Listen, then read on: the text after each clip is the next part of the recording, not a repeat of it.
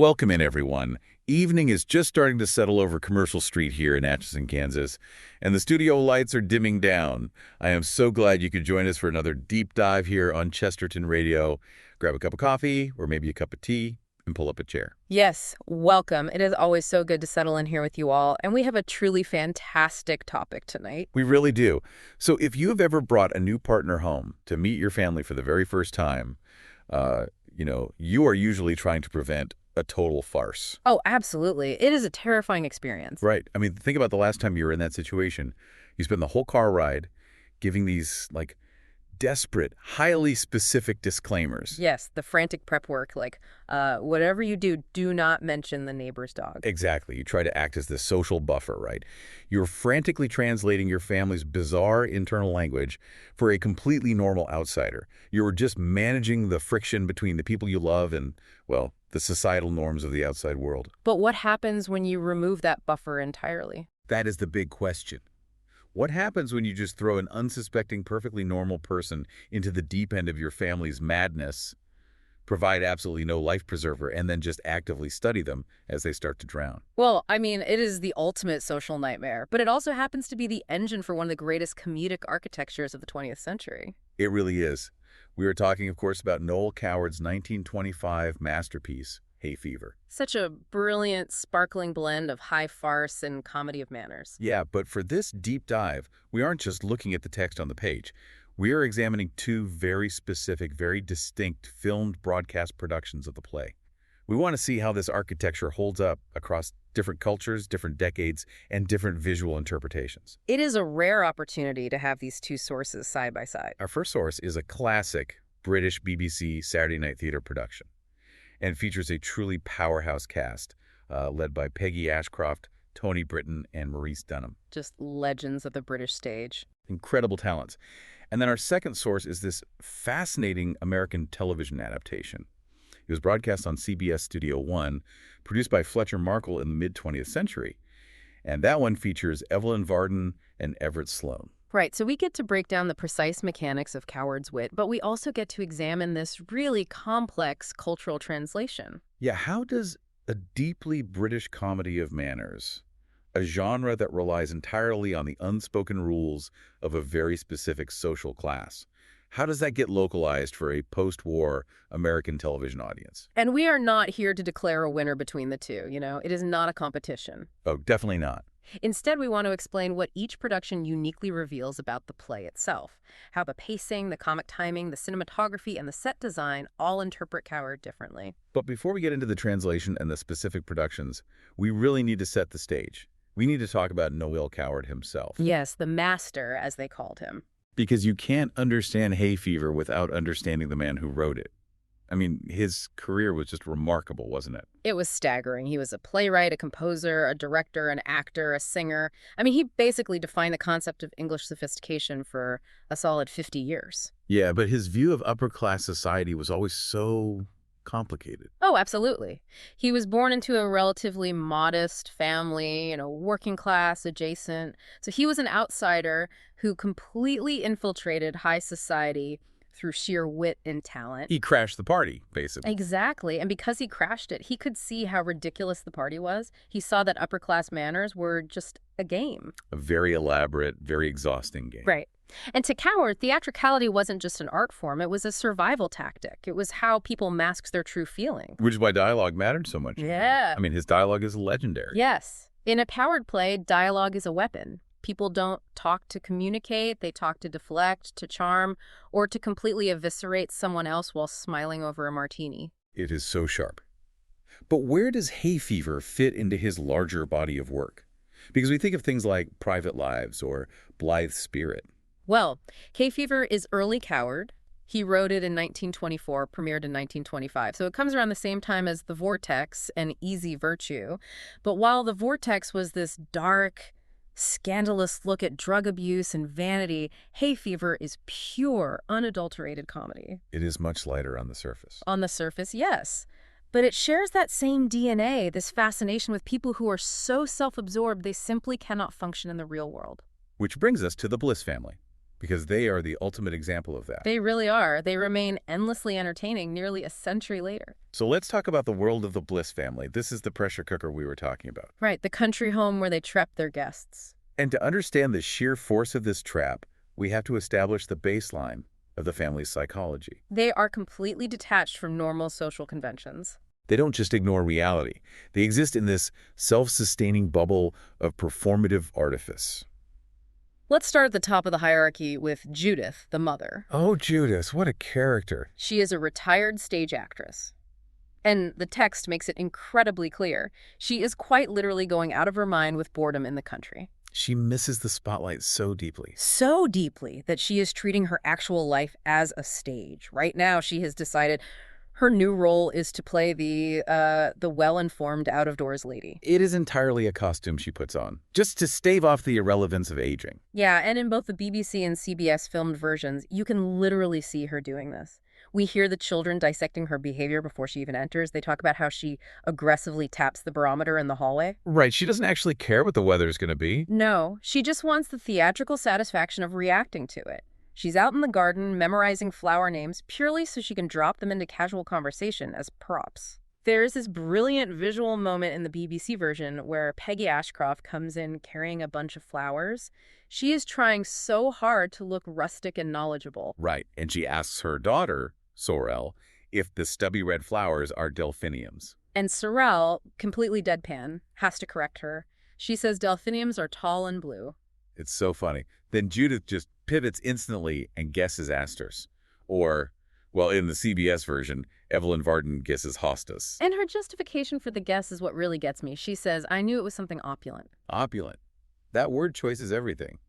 She doesn't care about the botany or the reality of the flower. She cares about the aesthetic weight of the word itself. Exactly. Words, to Judith, are strictly theatrical props used to dress a scene. And her husband, David, is honestly no better. Oh, David is awful in his own way. He is a novelist. He is working on his latest book, which has this incredibly pulpy title, The Sinful Woman. It sounds terrible. It really does. But he is the classic absent patriarch. He is utterly detached from the realities of running a household. He demands absolute, pinpoint quiet from everyone else, but he contributes nothing to the domestic harmony. None of them do. Which leaves the children, Simon and Sorrel. They are physically grown adults, but psychologically. Psychologically, they're operating like restless toddlers. That is the perfect way to describe it. They are bohemian, artistic, and entirely undisciplined. Simon just spends his time sprawled on the floor sketching caricatures. He proudly refuses to wash or shave. And Sorrel is reading avant-garde poetry, but she is loudly complaining about how tedious it is. Sorrel actually has this fleeting, momentary pang of self-awareness, though, doesn't she? She does. She says she wishes she were a fresh, open-air girl with a passion for games. And why? Just because it would be so soothing. And Simon's response is what really solidified the whole family dynamic for me. He just looks at her and says, thank God you're not. It would be so soothing not in this house. Right. They know they are abnormal. They don't want to be fixed. They actively cultivate their own volatility because peace and quiet actually terrify them. Because peace and quiet require introspection. Yeah. And introspection is exactly what the Blisses are avoiding by constantly performing for each other. Which makes their guest list for this specific weekend so completely fascinating. Right, the catalyst for the whole play. All four of them have secretly invited a guest for the weekend without telling anyone else. So you suddenly have a house bursting with 8 people. Not enough food, a massive fight over the guest rooms. Just total chaos. But not a single member of this family invited a guest because they actually want to connect with another human being. No, they invited them to serve as supporting actors. Exactly. Let's look at this guest list because the friction is just baked right into the invitations. Sorrel invited Richard Gratham. The diplomat. Yes, a polished, highly proper diplomat. A man whose entire professional and personal life revolves around protocol, order, and good manners. And he is stepping into a house that actively despises all 3 of those things. Then Judith, the mother, has invited Sandy Tyrell. He is an athletic, rather simple-minded young boxer. He is completely infatuated with Judith's actress glamour. And Judith openly admits to her family that she just wants his ingenuous affection to, quote, warm the cockles of her heart. He is nothing more than a mirror she brought in to reflect a younger, more desirable version of herself. It's so vain. Then we have Simon, the son, who invited Myra Arundel. She's an older, sophisticated woman. And Judith's reaction to Myra is intensely hostile right out of the gate. Very much so. In the BBC script, Judith claims Myra goes about using sex as a sort of shrimping net. I love that imagery, a shrimping net. But it also immediately establishes a classic psychological dynamic, doesn't it? Oh, absolutely. It introduces this fierce Oedipal rivalry. Judith just cannot stand any woman who draws her son's attention away from her. Especially a woman who wields her femininity so overtly. Coward is playing with quite complex psychoanalytic themes here, but he's dressing them up in witty drawing room banter. He really is. And finally, David, the father, invited Jackie Corydon. She's described as a sweet flapper, a very young, incredibly naive girl. And why did the intellectual novelist invite her? He explicitly states he wants to study her in domestic surroundings like a guinea pig for his novel. He is literally bringing a human being into his home to extract data from her. It's sociopathic. Yeah. When you look at the structure of these invitations, you see the true genius of Coward's setup. The Blisses haven't just invited 4 people. No, they have invited 4 distinct archetypes of early 20th century society. Right. The diplomat, the athlete, the vamp, and the flapper. They are bringing representatives of the outside world into their isolated ecosystem just to play with them. So they are treating these people like toys. Basically, my read on this is that the Bliss household is essentially a social black hole. The gravitational pull of their eccentricity is so intense that anyone who crosses the event horizon is instantly pulled apart, stretched out, and turned into a theatrical prop. That's a great analogy. But I have to ask you, looking at all this, forcing people into these highly uncomfortable manufactured situations, it feels incredibly calculated. Yes. Are we really supposed to believe they aren't doing this out of genuine malice? Are they not sitting around plotting to ruin these guests' weekend for their own sadistic entertainment? It's a vital question. Are they cruel or simply incapable of living outside their theatrical imagination? And it's where the nuance of the text and the performances really shines. So what's your take?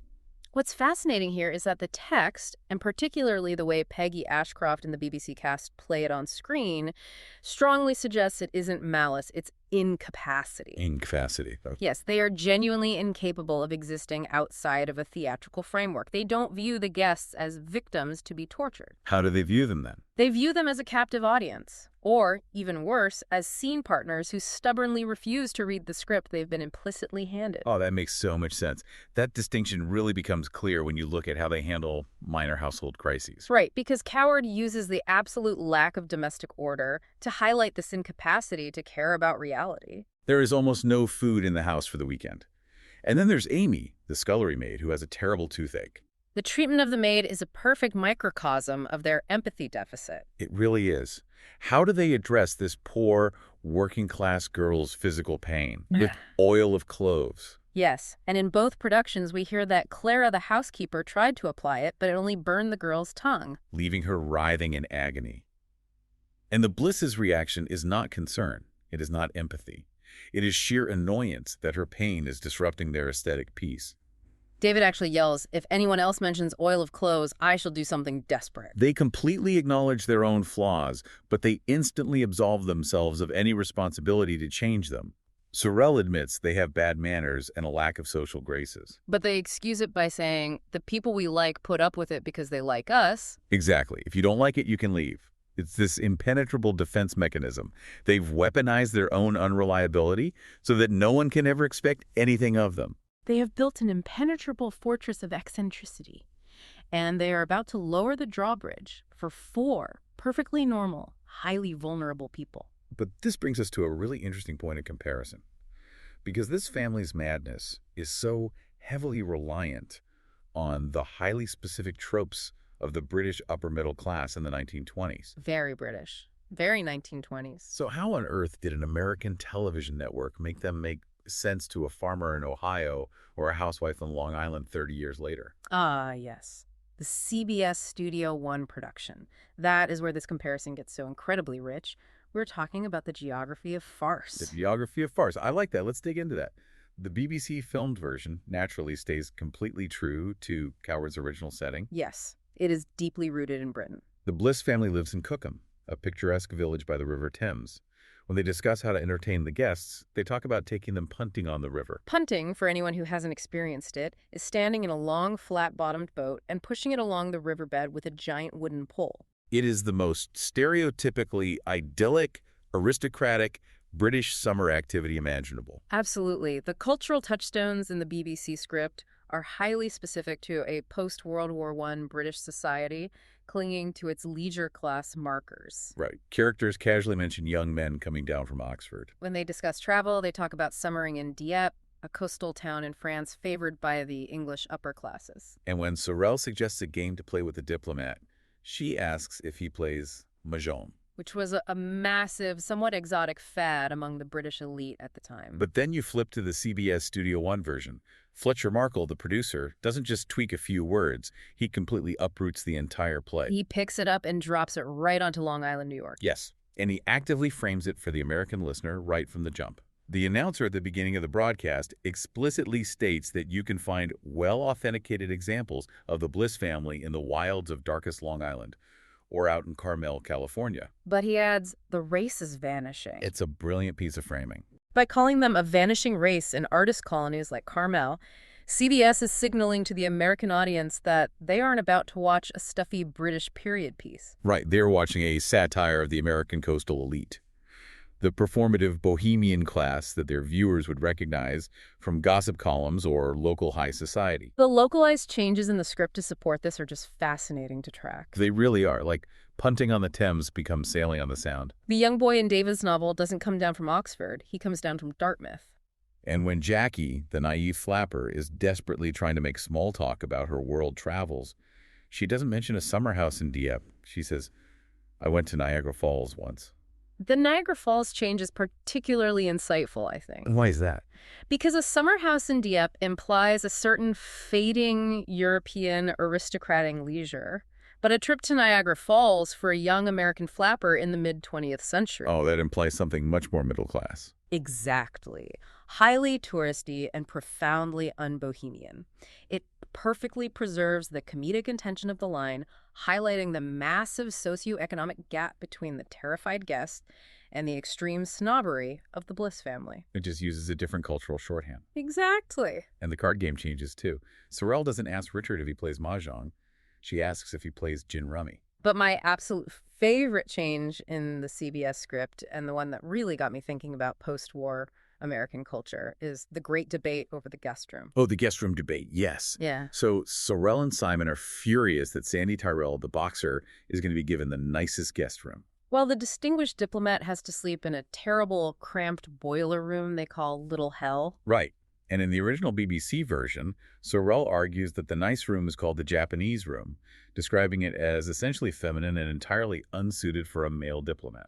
But in the CBS version, they specifically change it to the Chinese room. I kept asking myself, why make that specific change? Why does a Japanese room work for 1920s Britain, but a Chinese room works better for 1950s America? It's a great question. My theory is that it speaks directly to the post-war American cultural landscape. Obviously, after World War II, the cultural connotations of all things Japanese in America were incredibly fraught and heavily politicized. Certainly. But beyond that, Chinese interior design fads, you know, chinoiserie wallpaper, bamboo furniture, intricate silk screens, they were a massive staple of upscale, aspirational, mid-century American suburban homes. I think your theory is exactly right on the historical context. By changing it to the Chinese room, CBS makes the space instantly recognizable to an American audience as a marker of pretentious upper-middle-class domestic aspiration. It grounds the absurdity of the Bliss family in a visual language the Long Island or Midwestern viewer could immediately picture in their own affluent neighbors' homes. But looking at all these changes, swapping Niagara Falls for Dieppe, gin rummy for Mahjong, Chinese for Japanese, it brings up a major question about comedic writing. It really does. Noël Coward is legendary for his precise, sparkling dialogue. Every syllable feels mathematically calculated.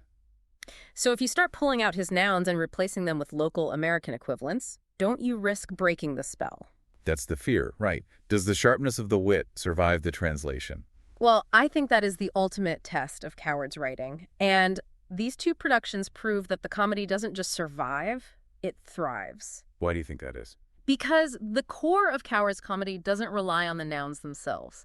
It relies on the rigid rhythm of the dialogue and the fundamental emotional detachment of the characters delivering it. The architect of the self-absorbed, performative, artistic family is universal. Exactly. The rhythm of upper-class boredom and unchecked ego sounds exactly the same whether you are holding a cup of Earl Grey tea on the banks of the Thames or a dry martini on a patio in Long Island. The nouns change, but the psychological warfare remains mathematically identical. Mathematically identical, yes. Speaking of psychological warfare, Here we go. let's talk about what happens when the first shots of that war are fired. The setting is established, the linguistic traps are laid, and finally, the guests arrive. And they're subjected to what can only be described as a masterclass in the anti-welcome. It is genuinely agonizing to watch and to listen to, primarily because Coward weaponizes the basic social contract of hospitality. The guests arrive separately, deeply anxious, and they're immediately ignored, insulted, or just physically abandoned in the living room. The most excruciating moment is when Richard, the highly respected, hyper-polite diplomat, and Jackie, the terrified young flapper, have both arrived. They have never met. They have been unceremoniously dumped in the main living room by Clara, the housekeeper. And then Judith, their hostess, finally makes an appearance. In the BBC filmed version, the delivery and staging of this scene is brilliant. Jackie whispers, was that her? Judith Bliss. And Richard, equally bewildered, says, yes, I expect it was. And Jackie is completely baffled. She says she just walked right through the room and out, and she didn't even look at us. Because Judith is so deeply wrapped up in her own internal monologue. She is literally rehearsing lines for her imaginary theatrical comeback. She does not even register that there are two living, breathing human beings standing awkwardly in her house. And Clara, the housekeeper, is of absolutely no help whatsoever. We learn from the text that Clara used to be Judith's theatrical dresser. Which explains so much. Right. She knows exactly how to manage a volatile diva backstage, but she has no earthly idea how to offer a guest a glass of water or take a coat. This creates what we can call a vacuum of social grace, and nature, especially in comedy of manners, abhors a vacuum. Because the host refused to establish the social protocol, Richard and Jackie are forced to fill the void themselves. And what follows is an absolute masterpiece of linguistic tension. Coward perfectly captures the agonizing rhythm of polite, upper-crust small talk, where thousands of words are deployed to communicate absolutely nothing of substance. I want to really linger on this exchange because it is painfully funny when you realize what they're actually doing. They are standing there, abandoned, and the silence is so heavy, it's suffocating. So they resort to the ultimate neutral ground. The weather. The weather. Jackie says, I do hope the weather will keep good over Sunday. The country around here is delightful. And Richard responds, yes, nowhere like England in the spring and summer. And Jackie says, no, there isn't, is there? There's a sort of quality you find in no other countries. If we look at this sociolinguistically, small talk isn't about the exchange of information. It is a non-threatening agreement protocol. It is a way for two strangers to signal to each other, like, I am safe, I am civilized, and I abide by the rules of polite society. Notice how many words they are using to aggressively agree with each other without taking a single concrete stance on anything. And Coward just keeps escalating the emptiness of it. The panic is rising on their faces. They move from the weather to travel. Richard politely asks if she has traveled a lot. And Jackie, completely flustered, says, no, a good deal. A completely contradictory answer born out of sheer conversational terror. Exactly. I mean, she's so nervous she can't even form a logical thought. Yeah. And then they land on Spain or Mexico in the CBS version to keep the geography closer to home. And they have this incredible defining exchange about bullfights. Jackie says, no one who ever really loved horses could enjoy a bullfight, nor anyone who loved bulls either. And Richard, the seasoned diplomat, just nods and says exactly. Let's analyze why that specific line is so brilliant. No one who loved horses, nor anyone who loved bulls. It is moral cowardice masquerading as profound politeness. Yes, it is the safest, most vapid moral stance a human being can possibly take. She is desperately trying to sound empathetic and worldly while ensuring she doesn't accidentally offend the diplomat's theoretical stance on the geopolitical implications of bullfighting. It's amazing. She's basically saying, I am anti-bull dying and I am anti-horse dying. Groundbreaking stuff. And when that topic dies, they literally just start listing Italian cities like they are reading off a stolen travel brochure. Rome is a beautiful city. Yes, I always heard Rome was lovely. And Naples and Capri. Capri is enchanting. They are holding on to these empty nouns like life rafts to keep from screaming. But this scene isn't just funny. It serves a crucial structural purpose in the architecture of the farce, doesn't it? It does. This anti-dialogue establishes the baseline of normal societal behavior. It shows us the extreme repression, the sheer effort it takes for normal people to remain polite. This agonizingly slow, empty rhythm is the fuse. It serves as a brilliant, sharp contrast to the explosion of the Bliss family. Because the Blisses are hyperdramatic, overly aggressive, and deeply, violently personal. They say exactly what they feel, instantly. By showing us how hard the guests work to maintain boundaries, Coward makes the Blisses' total destruction of those boundaries feel even more violently funny. That brings us perfectly to the moment those boundaries are permanently destroyed. The parlor game. The parlor game. The tension has been building all afternoon. They somehow survive a miserable, combative dinner, and then Sorrel decides to force everyone into the living room to play a game. This scene acts as a microcosm for the entire play, and frankly, for the underlying cruelty of the family. This is the turning point of the weekend. The game they choose is called In the Manner of the Word. It is a highly intellectual, aggressively performative game, which of course means the Blisses are going to excel at it, and the guests are going to be humiliated. The mechanics of the game are simple but brutal. One person leaves the room, the rest of the group chooses an adverb. When the person comes back, they have to ask the others to perform an action in the manner of the word, and they have to guess what the adverb is based solely on the performance. We can hear the family's exclusionary dynamics immediately as they debate the word. In the BBC script, they reject brightly as far too obvious for their intellects. They reject jeerily as not definite enough. Sorrel suggests saucily. Myra, the sophisticated vamp who hates the family, suggests rudely as a targeted jab at her hosts. Finally, they settle on winsomely. Sorrel goes out of the room, they lock in winsomely, and Sorrel comes back in to guess. And the execution of this game is an absolute slaughter. She turns to Richard, the stiff, deeply uncomfortable diplomat, and says, "Go and take a flower out of that vase and give it to Richard. No, get up and say goodbye to everyone in the manner of the word." Richard, ever the diplomat, tries to comply. He stands up stiffly and says, "Goodbye. It's really been most delightful." And Sorrel immediately, ruthlessly shoots him down. "No, what do you mean? You haven't got the right intonation a bit." She doesn't just fail him. She attacks his core competency. A diplomat relies on perfect intonation and messaging, and she tells him he is totally incompetent. Then Judith takes over. She is asked to do something in the manner of the word, and she uses her decades of professional acting skills to absolutely grandstand. She acts them all under the table, which totally ruins the amateur, casual fun of a parlor game. Then the crosshairs land on Jackie. Sorrel asks the terrified young girl to do a dance in the manner of the word. Jackie is paralyzed. She stammers, "I can't, honestly, I'd much rather not. Count me out, really." And how do the Blisses react to her genuine vulnerability? With immediate, vicious hostility. Sorrel snaps. What's the use of playing at all if people won't do it properly? Simon chimes in, calling everyone in the room infuriating. The game instantly collapses into squabbling. Simon and Sorrel hurl deeply personal insults at each other. Sorrel gets incredibly quarrelsome. And the guests are left completely alienated, watching this family tear itself apart over an adverb. The psychological punishment of the guest here is so intense, but from a production standpoint, this scene must have been an absolute nightmare to pull off, right?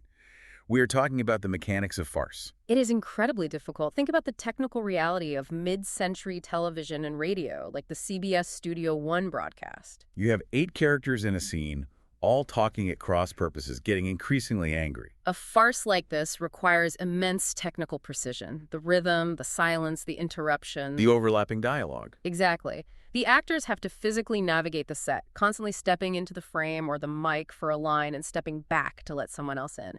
It requires perfectly choreographed, overlapping dialogue. If an actor misses a beat or pauses for half a second too long, the balloon deflates. If they step on each other's lines too heavily, the audio just becomes a muddy wall of noise, and the comedy is lost. The chaos has to feel completely organic and out of control to the viewer, but on the set, it is choreographed down to the millimeter. And narratively, this parlor game reveals the core, ugly truth of the Bliss family. this is how they operate in the world. They force outsiders to play by their esoteric rules.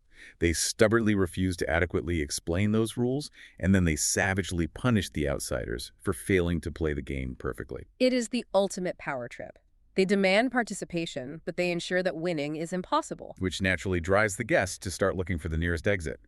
But the Blisses are far from done with them. Having abandoned the parlor dame in a fit of rage, the family splinters off into different rooms, Setting the traps for the climax of the evening. The family operates almost as if guided by a shared predatory subconscious instinct. They divide and conquer. And they purposefully pair up with the absolute wrong guests to manufacture the highest possible level of domestic drama. Let's track these manufactured romances because they happen in rapid, dizzying succession. First, we have Simon and Jackie. Simon corners poor, terrified Jackie out in the garden. He aggressively flirts with her. She's completely confused by the sudden attention. He forcibly kisses her, and then he immediately drags her back into the house and announces to his mother that they are engaged. Jackie, of course, is horrified. In both versions, you can see and hear the absolute panic in her. She literally cries out, but it's not true. You're trying to spare my feelings. She has no idea what is happening. She thinks it's some sort of bizarre pity engagement. Meanwhile, in the library, Sorrel and Sandy the boxer share a very mild, almost polite kiss. But Judith, the mother, just happens to walk into the library at that exact perfectly timed moment. And Judith instantly clicks into full performance mode. She plays the tragic, noble, aging mother. She declares youth will be served. You're far prettier than I ever was. And she unconditionally gives her daughter to Sandy. The man Judith herself invited to stroke her own ego. And Sandy is just standing there, utterly bewildered, stammering, "Thanks awfully, Mrs. Bliss." He has no idea he has just been written into a scene. He thinks he's just being polite. But the absolute masterpiece of manipulation is David and Myra. David, the husband, is flirting with Myra, the vamp. They're sitting together, holding hands. Judith walks in and acts as though she has discovered a sordid, world-shattering affair that has destroyed her marriage. She puts the back of her hand to her forehead, clutches her heart, and announces, "The time has come for the dividing of the ways." She plays the ultimate martyr and gives her husband to Myra freely, acting as if her heart is shattered into a million pieces. And here is where the genius of Noël Coward's structure fully reveals itself. This elevates it from a simple farce to a brilliant meta-theatrical commentary. The family's manufactured outrage begins to perfectly, seamlessly sync up with the script of Judith's old hit play, Love's Whirlwind. Yes, the terrible, pulpy melodrama they were quoting and mocking in the very first scene of the play. Exactly. Without missing a single beat, the Blisses begin quoting the play directly at each other. Judith cries out, "So many illusions shattered, so many dreams trodden in the dust." David, picking up his cue, instantly yells, "I don't understand you, Invictor." Sorrel chimes in from the doorway,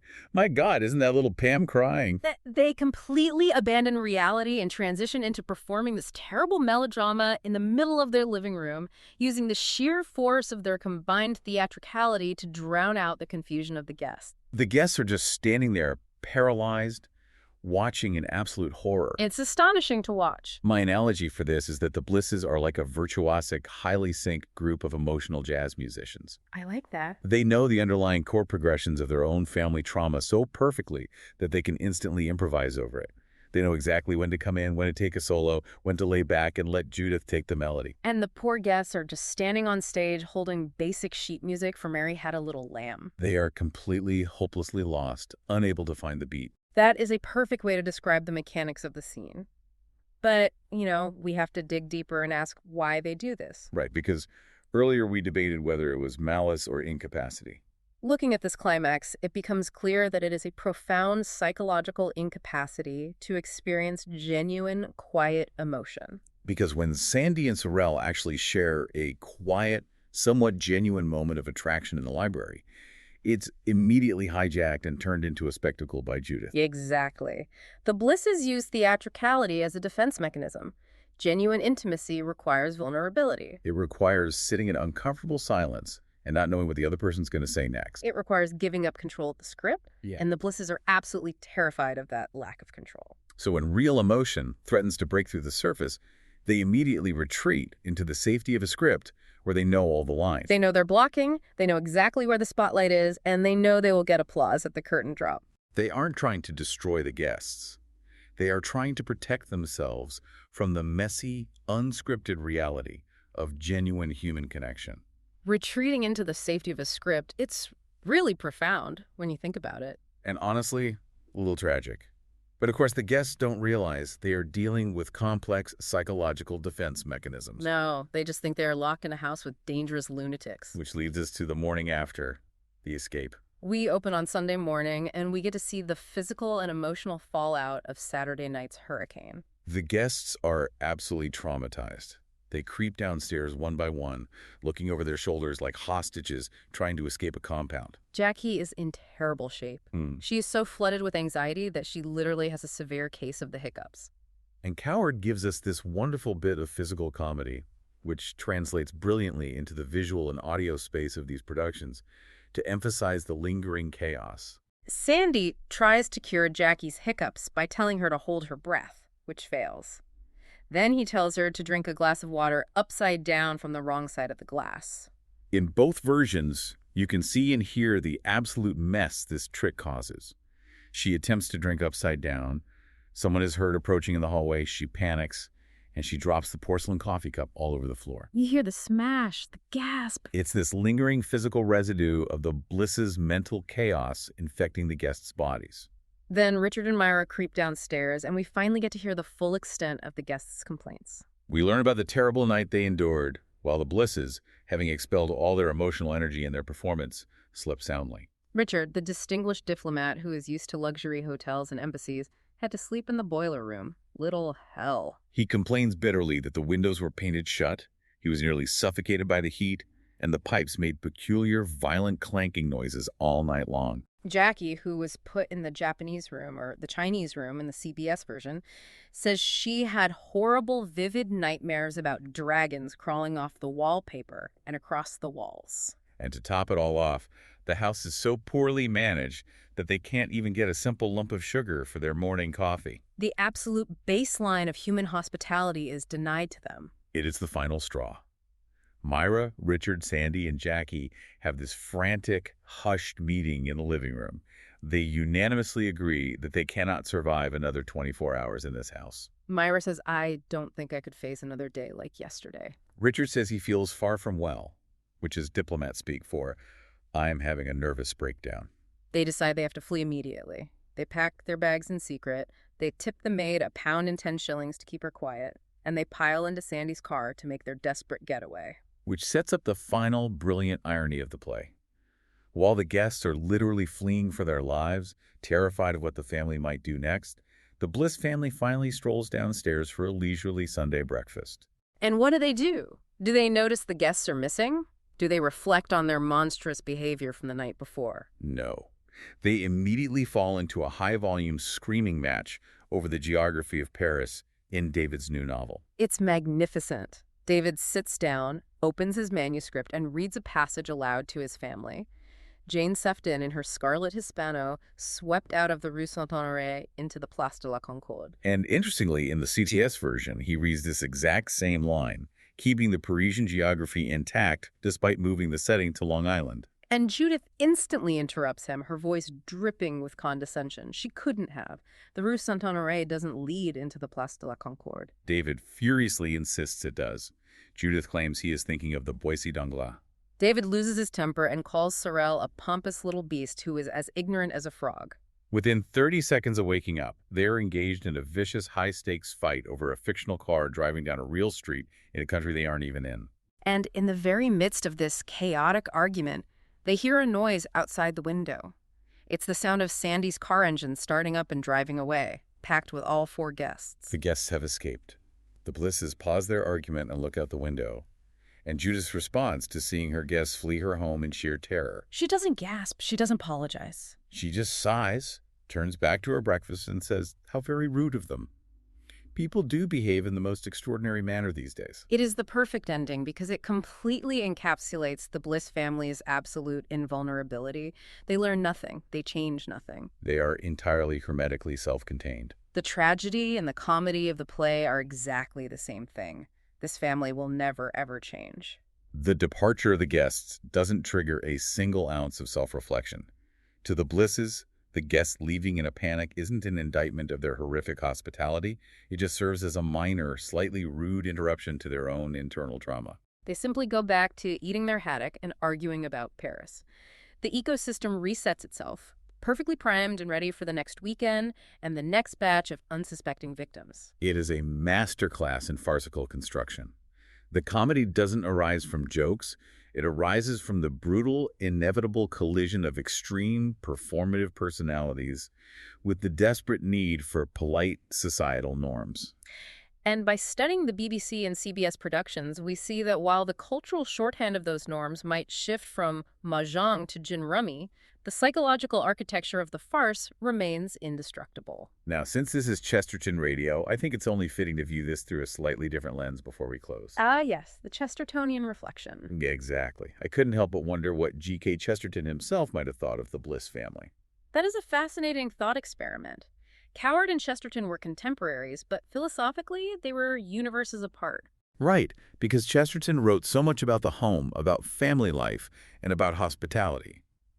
But for Chesterton, the home was supposed to be a place of wild romance and genuine authenticity. He saw the family as this glorious, chaotic institution that anchored us to reality.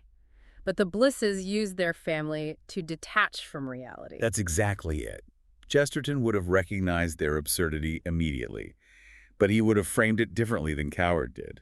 Chesterton was deeply concerned with the absurdity of modern sophistication, and the Blisses are the ultimate expression of that vanity. They are so sophisticated, so deeply wrapped up in their own artistic pride, that they have lost the ability to perform the most basic human act of welcoming a stranger into their home. Chesterton's humor was always gentler, more philosophical. He laughed at human folly to redeem it. Whereas Coward's satire is much sharper, much more cynical.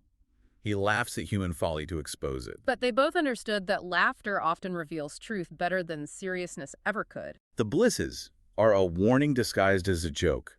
They are a portrait of what happens when performance entirely replaces authenticity. And that is why this play endures.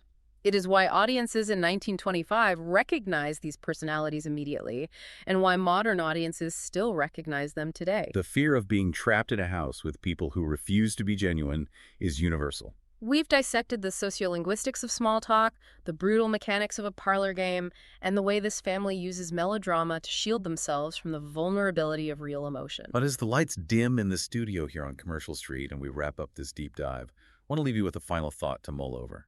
We sit here and we laugh at the Bliss family. We judge them for being so detached from reality. We laugh at how they turn their home into a stage to avoid dealing with the quiet, vulnerable reality of their actual lives. But I want you to think about the modern era. Think about Irving Goffman's sociological theories about the presentation of self.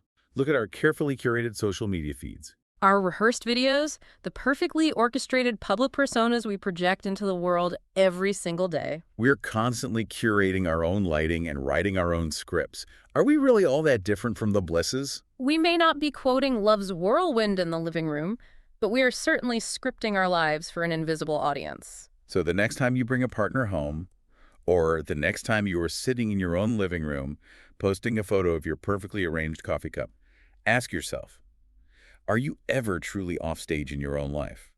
Or are you just performing your own version of the script, desperately hoping the guests don't notice the dragons crawling on the wallpaper? Thank you for listening, and we'll see you next time.